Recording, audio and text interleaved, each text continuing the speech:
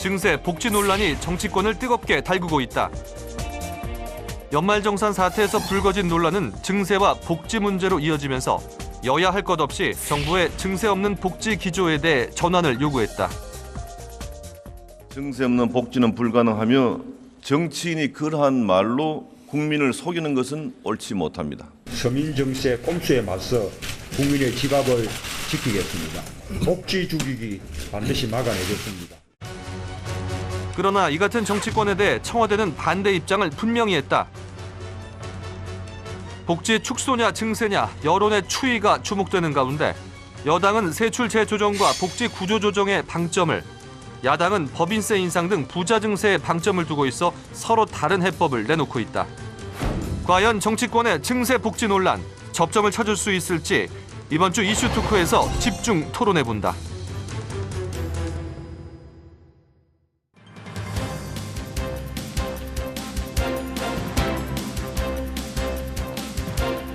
여러분 안녕하십니까?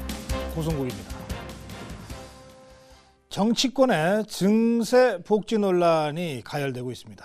담뱃값 인상과 연말정산 파문으로 이 논란이 촉발돼서 점점 확산 일로에 있습니다.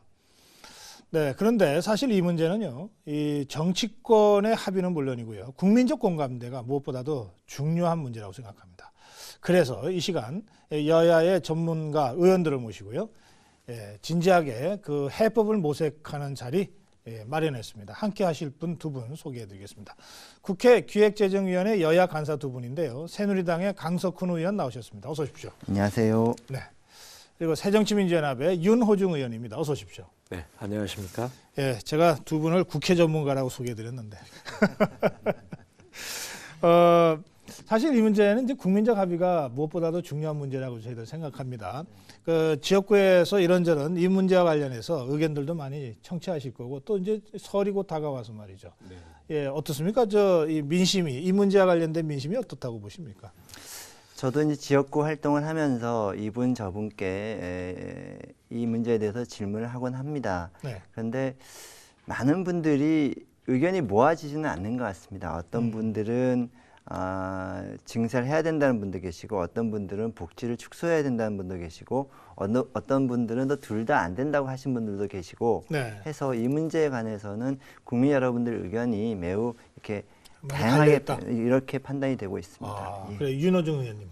네, 물론 그 의견은 다양합니다만 이번 문제가 촉발된 계기가 연말정산 문제를 비롯해서 정부가 그동안 증세를 하지 않겠다라고 이야기를 하다가 증세를 사실상 해왔다는 것이 이제 분명해지면서 촉발된 문제가 아닌가, 이렇게 많이들 이야기를 하고요.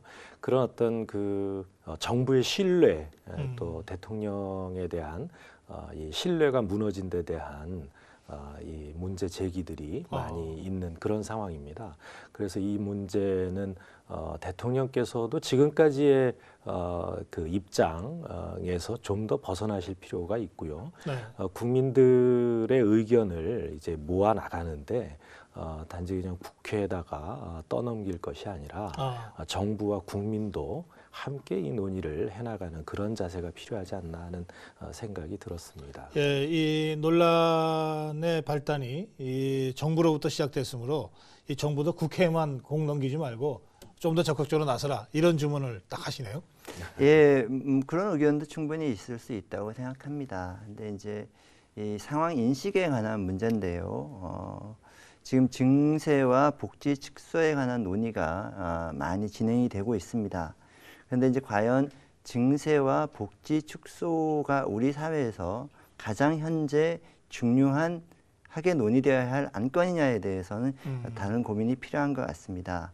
증세와 복지 그 측면에서 보면 이 문제가 매우 크게 보이지만, 경제 전체적으로 보면 한국 경제가 서서히 이렇게 성장률이 내려가면서 좀 저성장 기조로 고착화되는 것이 아닌가 하는 것에 대한 우려가 많이 있습니다. 보다 근본적으로는 그 문제를 풀어나가는 것에 현재에는 역량을 집중해야 될 때가 아닌가 하는 의견을 가지고 있습니다. 네, 대통령께서도 그렇게 말씀을 하시죠. 그러니까 경제가 활성화되면 세수가 늘어날 것이고 그렇게 해서 문제를 풀면 될 것인데 이 증세 문제부터 논의하는 것은 순서가 잘못됐다 이렇게 이제 말씀을 하시더군요. 그러면서 증세는 국민께 할 소리가 아니다 이렇게 말씀하시고 또 증세 얘기 해본 적 없다 이렇게까지 말씀하시는데 네. 실제로 증세를 해오신 것이 대통령이고 또 이 현 정부입니다. 그러니까 이 정면으로 증세를 한 것이 아니라 꼼수 증세를 한 것이죠. 이 과거에 이제 부자 감세했던 것을 환원해야 된다는 야당과 국민의 목소리를 무시하고 이 중산층과 서민에게 세금 부담을 늘리는 그런 사실상의 증세를 해왔음에도 불구하고 오히려 증세는 논의하지 말자. 그냥 그렇게 이 손쉽게 이 세금을 늘릴 수 있는 세금 부담을 늘릴 수 있는 서민이나 중산층은 그냥 앉아서 그 부담을 그대로 안고 네. 그 본격적인 증세 논의 이런 것은 하지 말아라 네. 이렇게 이야기하는 것 자체가 사실상 대통령으로서 하실 말씀은 아니죠. 그래서 지금은 이렇게 꼼수 증세가 되어 온 것에 대해서 과연 국민의 부담이 세금 부담이 어떻게 그 변화돼 나가는 것이 예. 합리적이고 또 정의로운가라고 하는 데 대해서 깊게 논의해야 될 네. 정면으로 논의해야 될 그럴 때가 되지 않았나 하는 예. 것이 저희들 입장입니다. 의원님 그 사실상 박근혜 정부가 꼼수 증세를 해왔다. 라고 네, 말씀하셨는데 네. 어떤 부분을 염두에 두시고 그런 말씀하신 거예요? 대통령께서 증세는 대통령이 하신 말씀 아니군요. 네. 청와대에서 증세는 세율을 올리거나 세목을 신설하는 것 이것이 사실상 증세고 그 이외에는 증세 아니다. 이렇게 입장 정리를 하고 계세요. 그런데 네. 실제로 담배세 같은 경우에는 새로운 세목을 증설했죠. 담배세 담배세 예. 개별 소비세를 국세로 증설을 했고 또 그다음에 실제로 세율을 인상했습니다. 그러니까 세율로 인상된 건 아니라 세액을 인상을 했죠. 담배세액은 정액세이기 때문에. 담배세가 그렇고요. 네, 그렇죠. 연말정산도 그것 외에도 이제 연말정산도 사실상 꼼수 증세다라고. 꼼수 증세인 것이고요. 예. 그다음에 그뿐만이 아니라 재작년 세제 개편안에 포함되어 있는 내용은 봉급생활자에 대한 세금 부담을 늘리는 이 연말정산 방식의 전환이 있었고요. 또 그 외에도 자영업자들에 대한 이 의제매입세액 공제제도 이것을 또 이 상한액을 정해서 실제로 세금 부담을 상당히 늘렸습니다. 네. 이렇게 세율 인상, 그러니까 법인세나 뭐 소득세의 세율 인상을 제외한 모든 다른 그 증세 수단을 다 동원하고 이제 와서 증세한 적 없다. 이 증세 논의는 불가능하다. 불가하다 이렇게 말씀하시는 것 자체가 국민에 대한 예. 기만이죠. 사실상의 증세를 해와 놓고 이제 와서 무슨 소리냐 지금 이렇게 인식을 하고 계십니다. 어떻게 말씀하시겠어요? 네, 예. 여러 가지 말씀을 많이 하셔갖고 하나하나 간단하게 좀 설명을 드리도록 하겠습니다. 연말 정산 부분에 대해서는 참 저희로서 당황스러운데요. 그 연말정산 이슈는 그 소득공제를 세액공제로 바꿈으로 해서 근본적으로 그 봉급생활자 중에서 7천만 원 이상의 소득이 있으신 분들에 대해서 증세를 한 부분입니다. 네. 그리고 그 밑에 5,500만 원 이하의 분들에 대해서는 감세를 한 부분입니다. 그래서 이것이 우리나라의 근로소득세 부분이 소득 분배 기능을 제대로 하지 못하고 돈을 더 많이 버는 사람이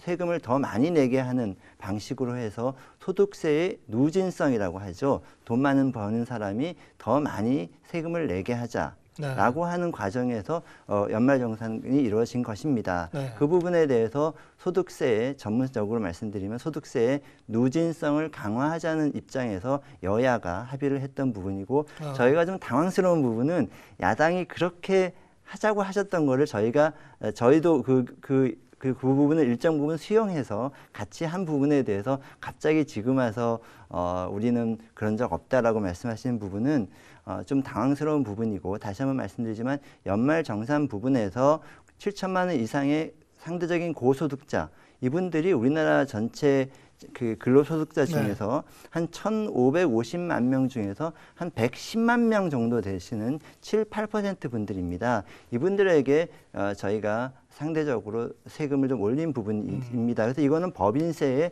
정상화 과정이고 알겠습니다. 그 과정 중에 예. 일부분 그 아이들 관련해서 공제가 축소돼서 저소득층 부분에 대해서 세금이 늘어난 부분이 있습니다. 그래서 이 부분에 대해서는 이번에 그러니까 소급 입법을 해서라도 돌려드리겠다 이렇게 말씀을 드리는 것입니다. 우선 요 문제와 관련해서 네, 예. 이제 여야 입장이 조금 다른 것 같으니까. 네, 입장이 예. 다른 게 아니라 사실이 다른 부분이 사실이 있어서 다르다. 예, 사실을 좀 바로잡을 필요가 있는데요. 연말정산을 소득공제 방식에서 세액공제 방식으로 전환하는 것, 이거는 야당이 주장한 적이 없습니다.